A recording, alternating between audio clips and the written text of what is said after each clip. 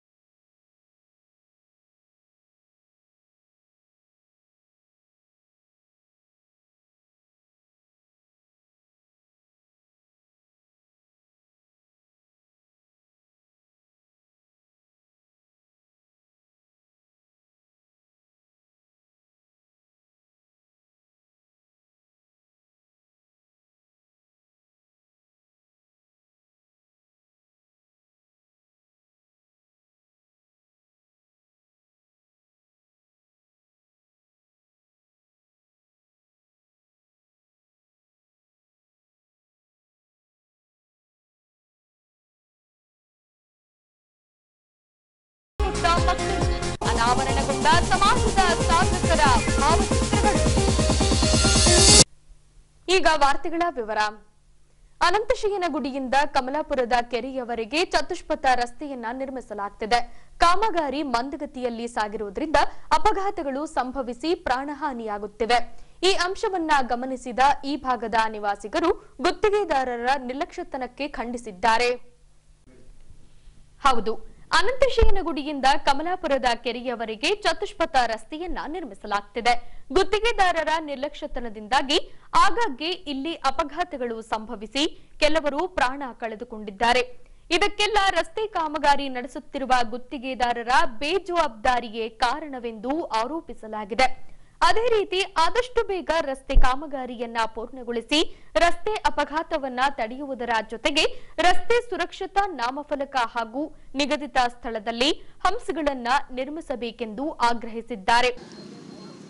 ಈ ಹಂಪಿಯ ಸ್ಥಳೀಯ ಈ ರೋಡ್ ಕಾಮಗಾರಿ ಏನು ಮಾಡ್ತಾ ಇದ್ದಾರೆ, ವಿಶ್ವವಿಖ್ಯಾತಿ ಹಂಪಿ ಇರೋದ್ರಿಂದಾಗಿ ರೋಡ್ ಮಾಡ್ತಾ ಇದ್ದಾರೆ. ಅದಕ್ಕೆ ನಾವೆಲ್ಲ ಖುಷಿ ಪಡ್ತೀವಿ, ಇಲ್ಲ ಅನ್ನಲ್ಲ.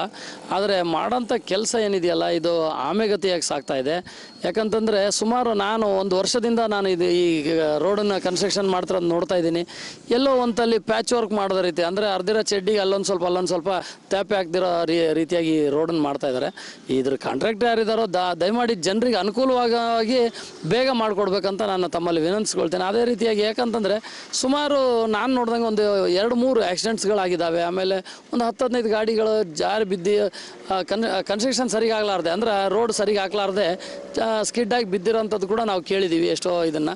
ಆಮೇಲೆ ರೋಡ್ ಹಾಕ್ತಾರಲ್ಲ, ಪ್ರಾಪರ್ ಒಂದು ಲೈನಲ್ಲಿ ಹಾಕ್ಕೊಂಡು ಬಂದು ಆ ರೋಡನ್ನು ಮುಗಿಸ್ಕೊಡ್ಬೇಕು.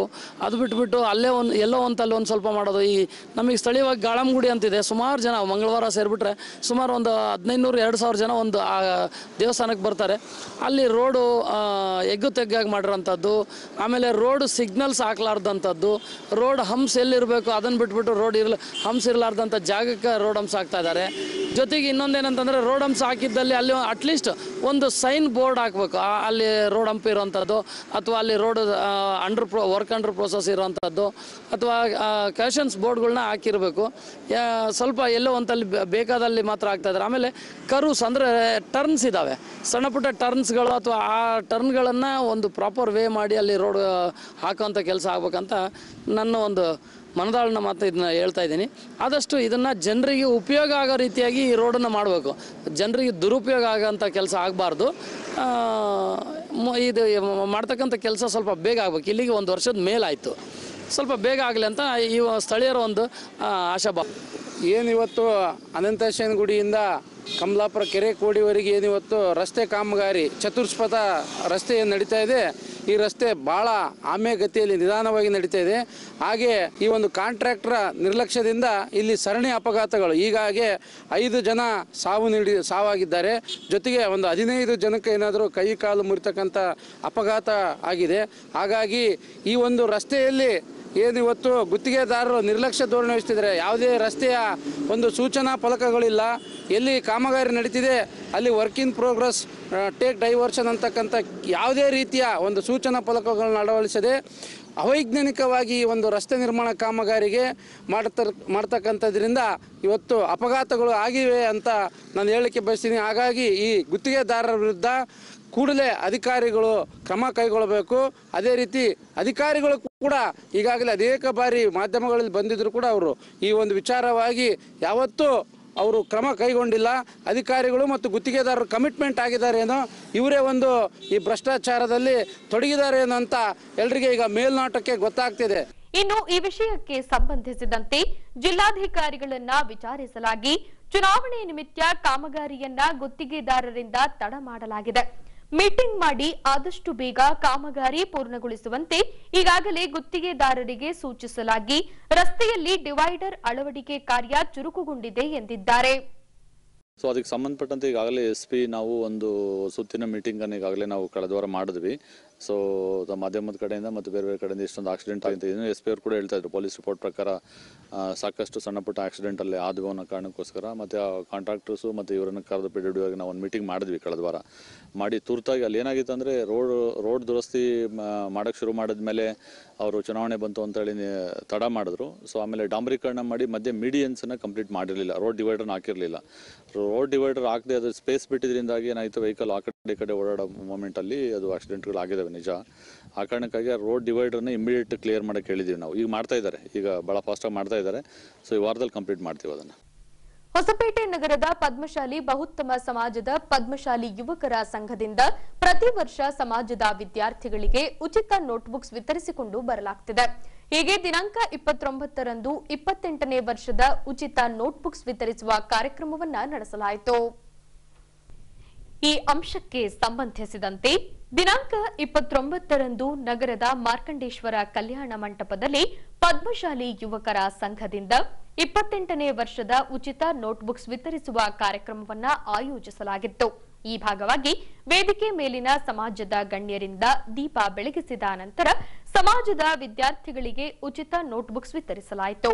ಬಳಿಕ ಪದ್ಮಶಾಲಿ ಬಹುತ್ತಮ ಸಮಾಜ ಸಂಘದ ಅಧ್ಯಕ್ಷ ಜಯರಾಮ್ರವರು ಪದ್ಮಶಾಲಿ ಯುವಕರ ಸಂಘದ ಸಮಾಜಮುಖಿ ಸೇವೆಗೆ ಅಭಿನಂದಿಸುತ್ತಾ ಸಮಾಜದಿಂದ ಶಾಲೆಯನ್ನ ನಡೆಸಲಾಗುತ್ತಿದ್ದು ಮುಂದಿನ ವರ್ಷ ಬೆಳ್ಳಿ ಹಬ್ಬವನ್ನ ಆಚರಿಸಲಾಗುವುದು. ಇದಕ್ಕೆ ಸಮಾಜದ ಎಲ್ಲರ ಸಹಕಾರ ಬಹುಮುಖ್ಯವೆಂದರು. 28ನೇ ವರ್ಷದಿಂದ ನಡೆಸಿಕೊಂಡು ಬರ್ತಾ ಇರ್ತಕ್ಕಂಥ ಯುವಕ ಸಂಘದವರನ್ನ ನಾನು ಈ ಮೂಲಕ ಅಭಿನಂದಿಸ್ತೇನೆ. ಕಾರಣ ಇಷ್ಟೇ, ಯಾವುದೇ ಒಂದು ಸಂಘವನ್ನ ಸುಸೂತ್ರವಾಗಿ ನಡೆಸ್ಕೊಂಡು ಹೋಗ್ತಕ್ಕಂಥದ್ದು ತುಂಬಾ ಕಷ್ಟದ ಕೆಲಸ. ಅದು ಎಲ್ಲರನ್ನೂ ಹಚ್ಕೊಂಡು ಒಗ್ಗಟ್ಟಿನಿಂದ ಮಾಡುವಂಥದ್ದು ತುಂಬಾ ಪರಿಶ್ರಮದ ಕೆಲಸ.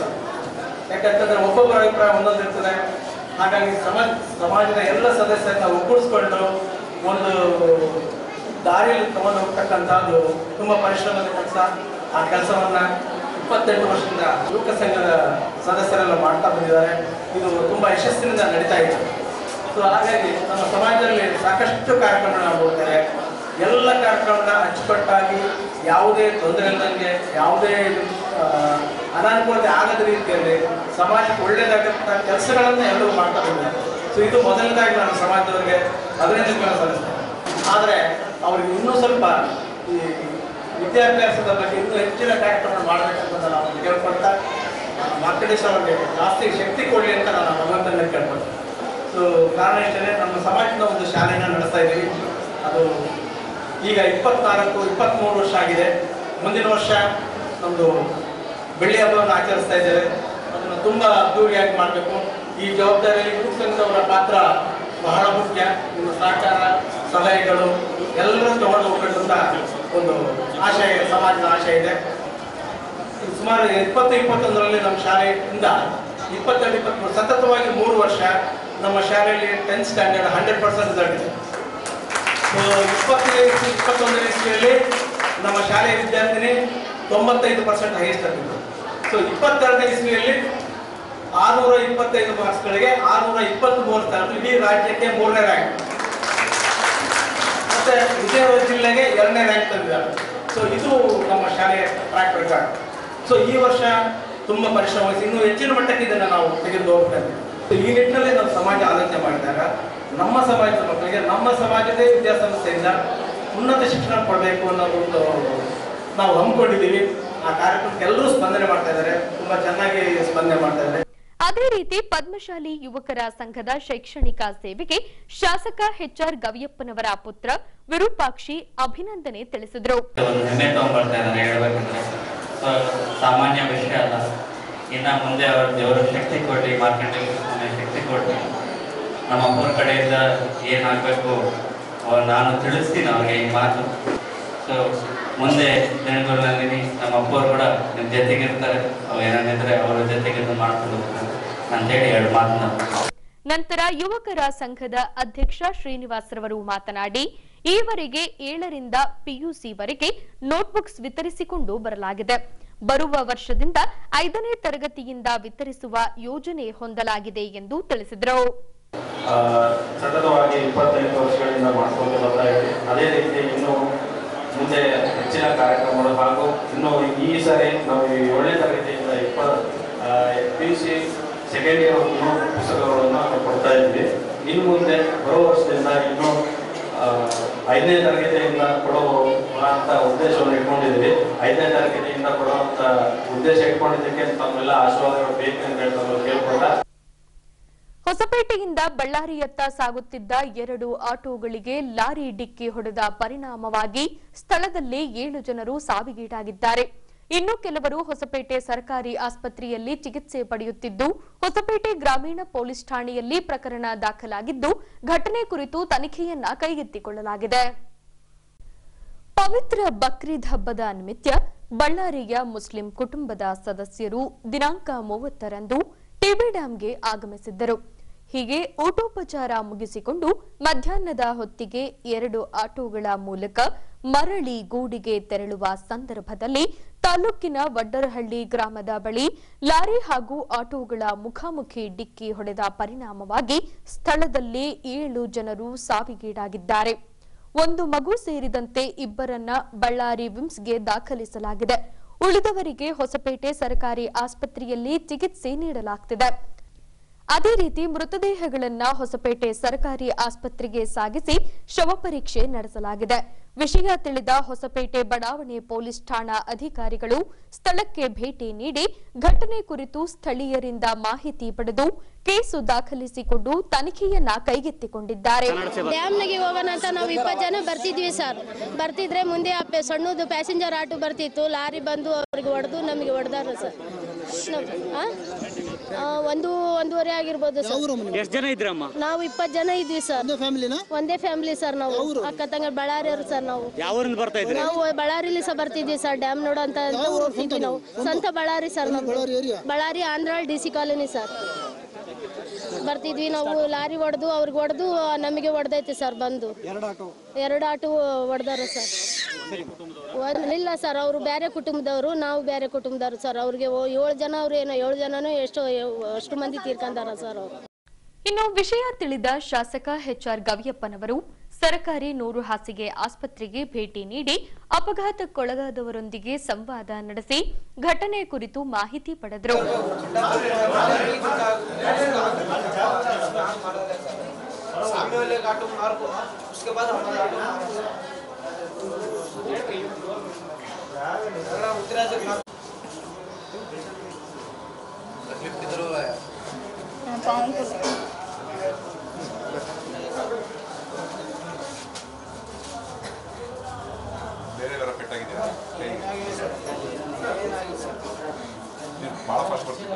ಎಲ್ಲ ಸಣ್ಣ ನಾವು ಮೆಲ್ಲಿಗೆ ಹೋಗತ್ತಿ ಎಲ್ಲರೂ ಮುಂದೆ ಗಾಡಿಗಳನ್ನು ಪಾಪ ಅವನು ಕೂಡ ಹೊರಗೆ ಹೋಗ್ತಾ ಇದ್ದಾನ. ಅಲ್ಲಿ 11 ಗಂಟೆಗೆ ಬಿಟ್ಟಿದ್ದೀವಿ ಸರ್.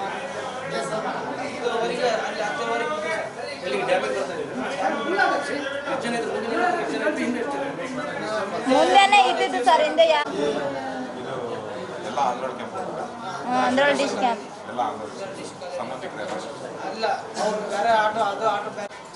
ನಮ್ಮ ಇದ್ರಾಗ ಇವ್ರಮ್ಮ ಒಂದೇ sir.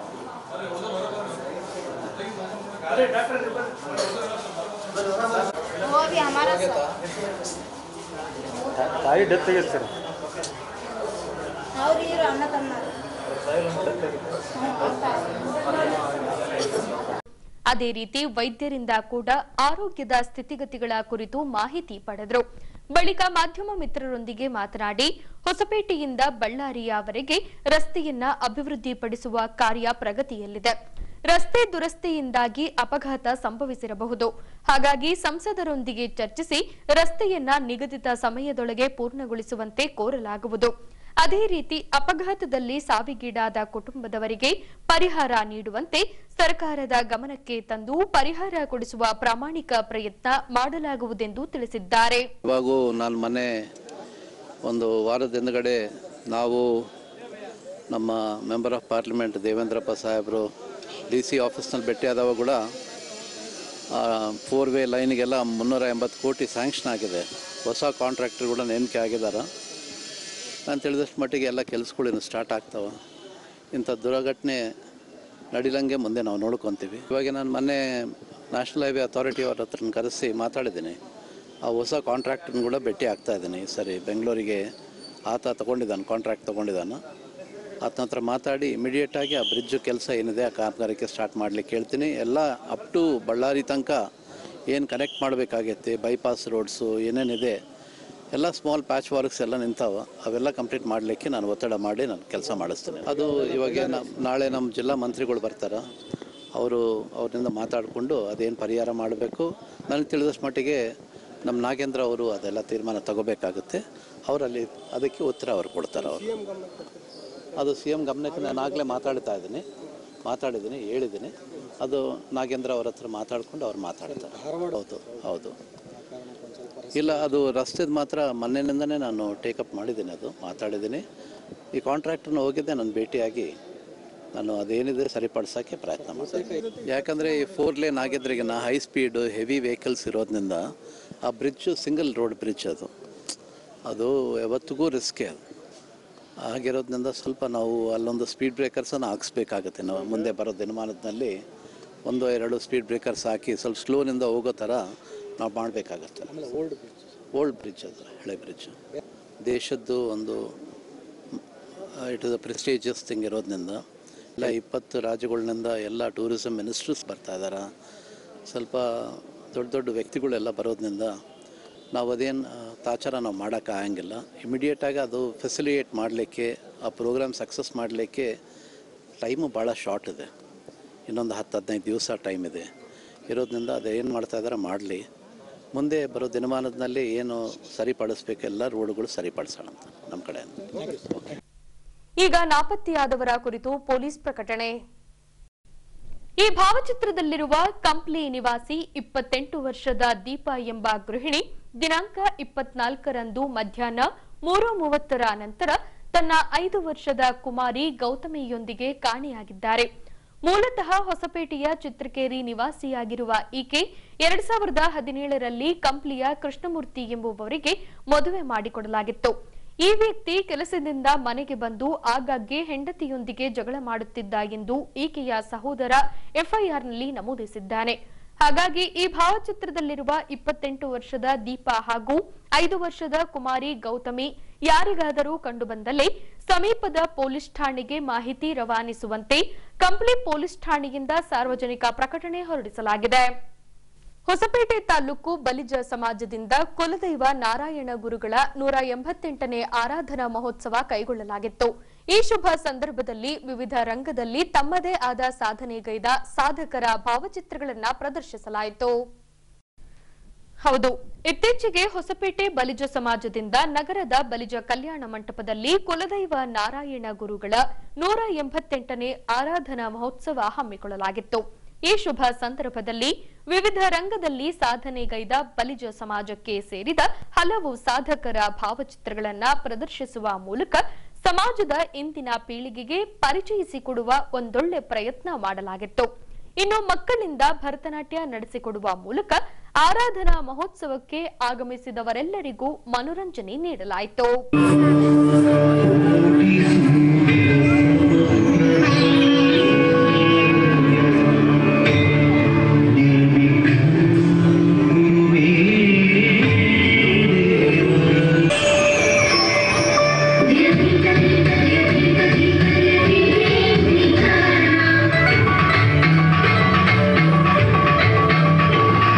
Dira, dira, dira, dira, dira, dira, dira, dira, dira.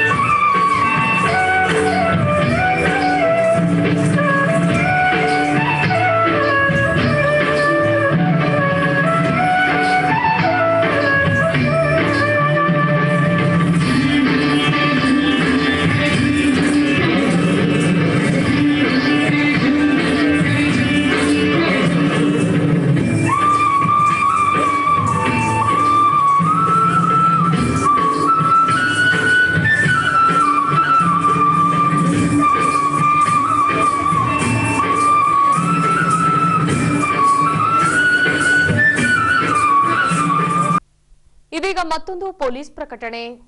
ಎಷ್ಟೇ ಹಳೆಯ ಬಂಗಾರವಿರ್ಲಿ, ಪಾಲಿಶ್ ಮಾಡಿದ ಮೇಲೆ ಹೊಚ್ಚ ಹೊಸದೇ ರೀತಿಯಲ್ಲಿ ಕಾಣ್ತದೆ ತಾಯಿ, ನೋಡಿ.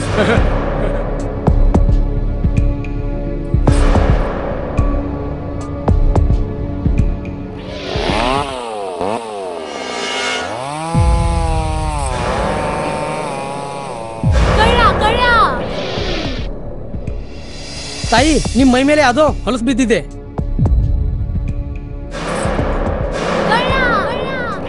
ಇಲ್ಲಿ ತಾಯಿ, ನಾನು ಪೊಲೀಸ್.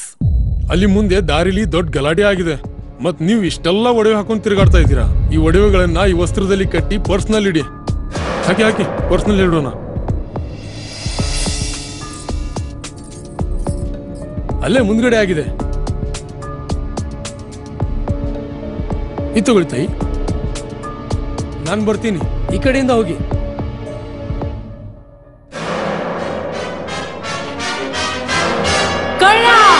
ಇಂತಹ ಮೋಸದ ಸಂಗತಿ ನಿಮಗೂ ನಡೆಯಬಹುದು. ತಮ್ಮ ಬೆಲೆ ಬಾಳುವ ಒಡವೆ ಆಭರಣ ವಸ್ತುಗಳನ್ನು ಎಚ್ಚರಿಕೆಯಿಂದ ಕಾಪಾಡಿ. ಯಾವುದೇ ಮಾತುಗಳಿಗೆ ಮರುಳಾಗಬೇಡಿ. ಸಂಶಯಾಸ್ಪದ ರೀತಿಯಲ್ಲಿ ಯಾರಾದರೂ ಕಂಡು ಬಂದರೆ ಸಮೀಪದ ಪೊಲೀಸ್ ಠಾಣೆಯನ್ನು ಸಂಪರ್ಕಿಸಿ. ಈಗ ಕೊನೆಯಲ್ಲಿ ಮತ್ತೊಮ್ಮೆ ವಾರ್ತೆಗಳ ಮುಖ್ಯಾಂಶಗಳು.